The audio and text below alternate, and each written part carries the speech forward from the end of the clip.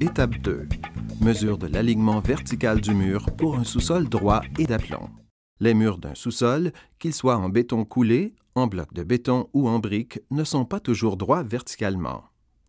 On parle alors d'un écart de verticalité ou d'une chicane.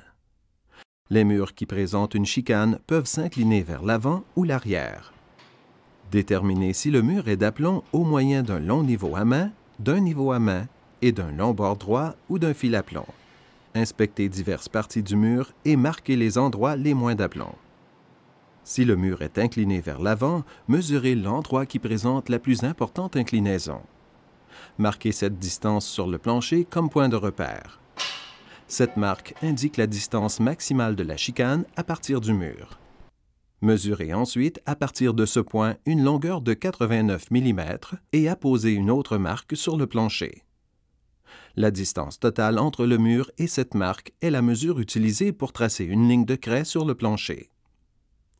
Par exemple, si la mesure du point de repère est de 13 mm, la ligne de craie doit être tracée parallèle au mur à une distance de 10 cm.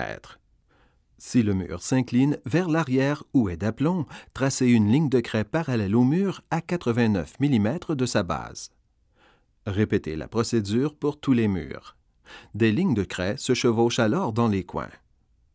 Ces lignes serviront à aligner les chemins métalliques lors de leur pose. Le système Refit comprend des cales réglables qui se raccordent aux pièces de fixation murales pour permettre l'installation des panneaux Refit d'aplomb même si le mur du sous-sol ne l'est pas. Ainsi, les murs finis du sous-sol seront droits, d'aplomb et réguliers. Le raccord des cales aux pièces de fixation murales Refit est traité à l'étape 5.